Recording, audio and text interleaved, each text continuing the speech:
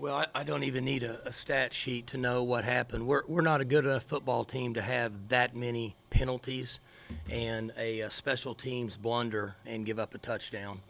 What I told the team was, even after all that, you had a chance to win the game. But I'm really disappointed in being undisciplined with all the personal fouls, the face mask, chop block, late hit. Those are things that shouldn't happen.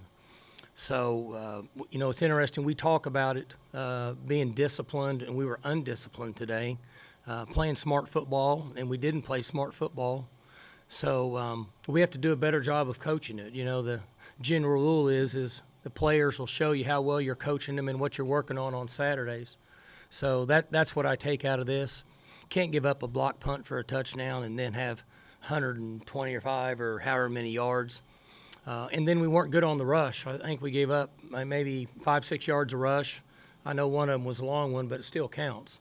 So we got to do a better job on the run. Got to do a better job minimizing penalties and give us a chance to have success. We're just not the team that can overcome that many plays, bad plays, I should say, or undisciplined plays. So that'll be the thing that I'll first or start to work on tomorrow when we get them back for practice. Mike, can you take us through the decision to go for it on fourth down and then the play that was called? Well, you're on the 34, something like that. So you're in 4th and 3. You get a chance to get a first down, the game's over. If you punt it, they're going to get it on the 20. Obviously, it didn't. Those 14 yards at that time didn't make a difference, but I would have liked for Taylor to have thrown the ball away. Is what I would have liked for it to happen on that particular play. You have the option to run or pass. Mm-hmm.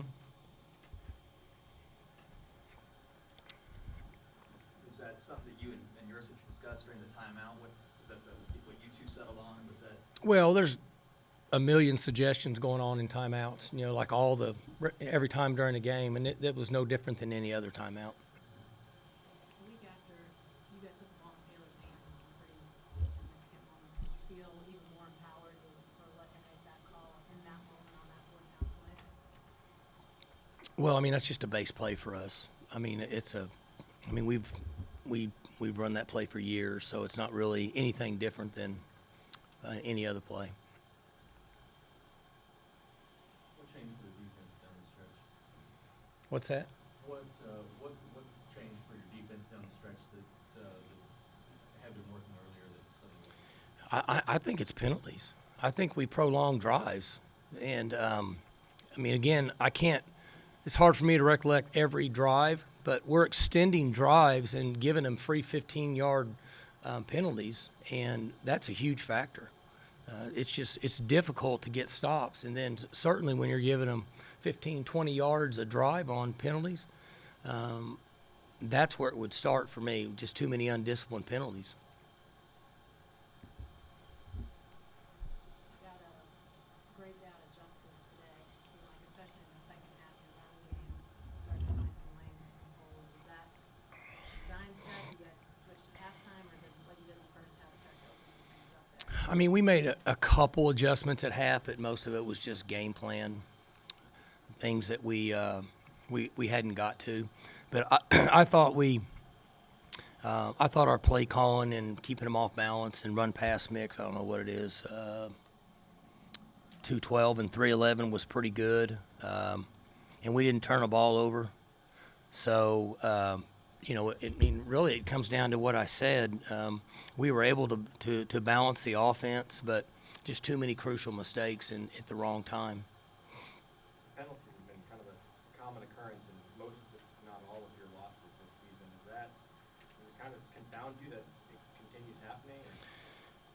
Well, it's a big factor in our losses, and what worries me, or not worries me, what disappoints me is we talk about it every single day, every practice, every meeting, and I talk about it twice before we go on the field, once at the hotel and once in the locker room. But that's not getting it done for some reason. So we're going to have to come up with some plan to where we can get our guys to be a little more disciplined on some of those penalties, because that's a huge factor in these close losses. How much talk is there during the game of how tight or loose the game's being officiated and how players kind of respond to that? Not really any. That's not something we know because we can't see a lot of times. So I didn't have any problem with officiating. I thought it was fine. We just didn't play very disciplined football. Mike, on the punt, what did it look like to you? Was it just taking a little too long back there? Or No. It's a tactical error. It's got nothing to do with the deal. We were we didn't execute and we were lined up wrong. There was some screwy things that happened on special teams really all day for both teams. Did that factor into the decision? Had Zach just drop back and pooch it down inside the 20 instead of going for it? Was that part of it at all, or was that a factor? Well, one issue is that wind is a difficult thing to deal with, and I thought that we could that it wouldn't be as big a deal on field goals because of the scoreboard.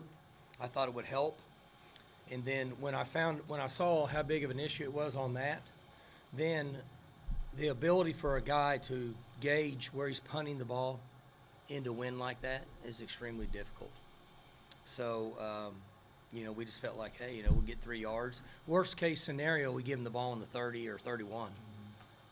So if we were to gauge it wrong on the punt, they're going to get it on the 20.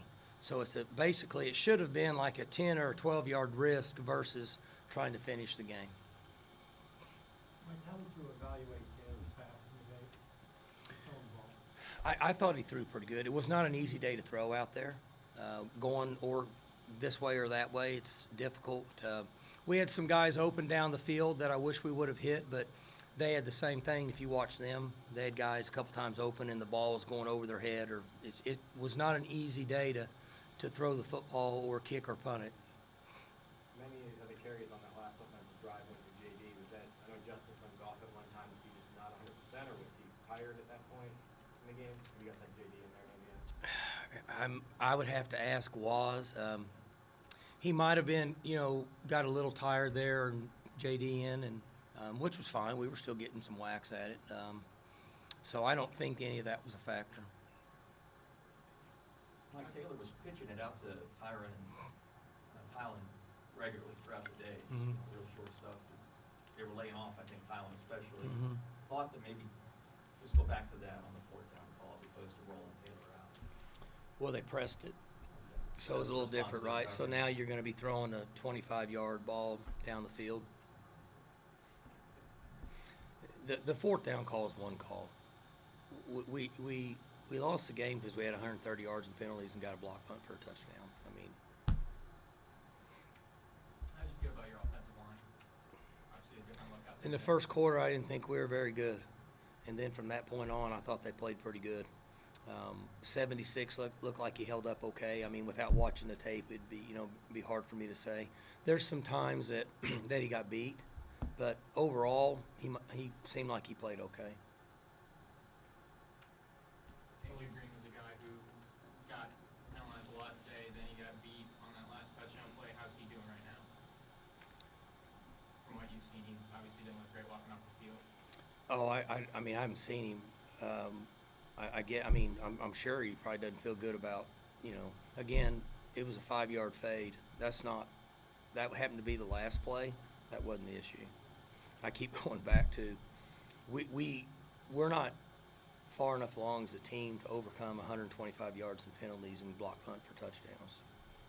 And that's really the biggest part, the extension of drives, shortening the field for them like that.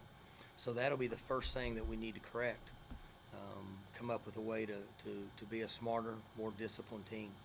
Mike, because you guys have continually had problems with penalties, I think last week you won a few times that you haven't, obviously got here. Mhm. Because that just is a reoccurring thing, is that an issue of youth, or is that an issue of something in, not making connection in the brain? I don't know, like, at this point, it sort of has become a trend for you guys. Yeah, like the face mask and the late hits were all on their sideline, so I couldn't see it, so it's hard for me to comment. Sometimes when you're going to tackle a guy, if he moves down and but you got to open your hand and let it brush off. The chop blocks on offense, I mean, that's just ridiculous. I mean, we shouldn't even be chop blocking, and that's a critical error, and that has to start with our staff and our approach to it. And then if that's not something we can fix, then we need to quit cut blocking, because we've had a chop like the last 3 or 4 weeks in a row, 15 yards. Now, we overcame it. I mean, I think we hit a guy down the middle and actually scored a touchdown on that drive, but we can't win games with those many crucial errors, and so we'll have to try to work hard to come up with a plan to minimize it. Anything else for Coach? The 41 throws, Mike, for Taylor, I'm just not seeing his total. Is that, you said you like how he was throwing it. Is that an awfully high number given the elements today with the run? 90 plays. See what I'm saying? Yeah, an additional 18 plays from what we've been this year. So let's just say it's, 7 extra, you're 30s at 32 or 3, whatever, so that's about right. Pretty balanced, you had 40 passes and 47 rushes, pretty common for us. You mentioned telling your team they saw a chance to win this game. Did you bring up at all the future, what's to come, the next game, the next 3 games? When? When you were talking to them in the locker room? Oh, no. I mean, we'll talk about all that tomorrow, the next game. I mean, when you lose a game, you try to talk to them about things that we could have done better, and then it's important to shower up and get on the plane, get home, get some rest, come back to work, and go be ready to go to work tomorrow. Not necessarily look ahead in a post-game locker room. It seemed like 31 and 20 at safety. Some of your young safeties had some of the better games. Did you notice them more in Baylor? It's really hard for me on defense to watch, because they're generally not in location of the ball, and I'm watching the ball, and so I don't see a lot of what they do. So without watching tape and hearing that side of it, it'd be difficult for me to really comment on any of that. Did you guys prepare for both quarterbacks coming into this game, or did you just focus on one or the other? We didn't know enough about the other guy to not prepare for what they had done. So, I mean, it was basically the schemes that we gotten ready on is what they had done this year.